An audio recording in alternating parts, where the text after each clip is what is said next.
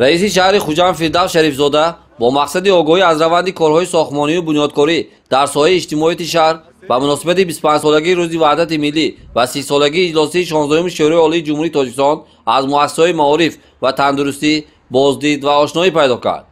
зимни боздид аз муассисаи таҳсилоти миёнии умумии рақами 28 иттилоъ дода шуд ки бинои нави муассисаи таълимӣ бо маблағгузории мақомоти иҷроии ҳукмдавлатии шаҳри Хуҷанд бо хаҷи 18 миллион сомонӣ сохта мешавад.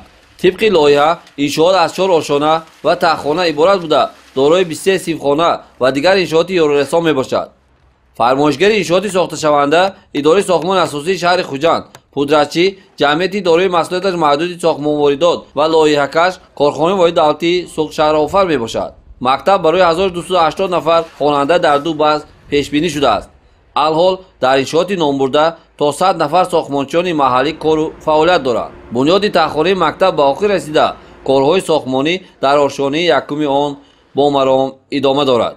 Фирдавс Шарифзода ба масъулини сохтмон ҷиҳати босифат анҷом додани корҳои сохтмонӣ ва истифодаи васеъи маҳсулоти ватанӣ дастуру супоришҳо дод. ба масъулини соҳаи шаҳрсозӣ дастур дода шуд ки атрофи бинои таълимиро ба тартиб дароварда барои ба талаботи замони муосир қомат афрохтани иншооти атроф тадбирҳо андешанд. раиси шаҳр ҳамчунин аз ҳолати сохтмони Ширхоргоҳ Кӯдакистони рақами 18 шаҳри Хуҷанд шиносоӣ намуд. иттилоъ дода шуд ки ин муассисаи таълимӣ ҳанӯз соли 1959 сохта шуда масоҳаташ 0,33 гектарро ташкил медиҳад.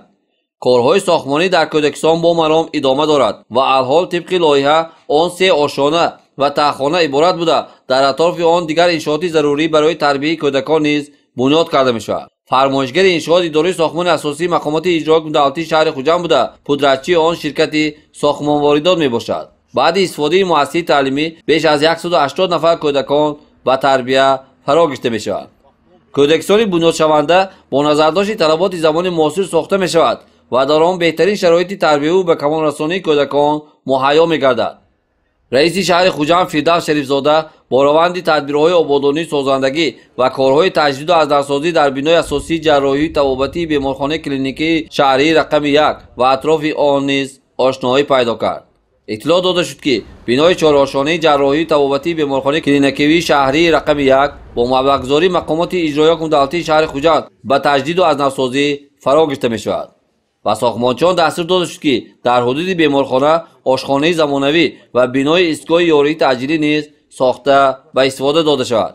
ҷоиз ба зикр аст ки алон корҳои сохтмонӣ аз тарафи ҷамъияти дорои масъулияташ маҳдуди сохтмонворидот ҷараён дорад ва беш аз 40 нафар сохтмончиёни маҳаллӣ бо кору фаъолияти доимӣ машғуланд.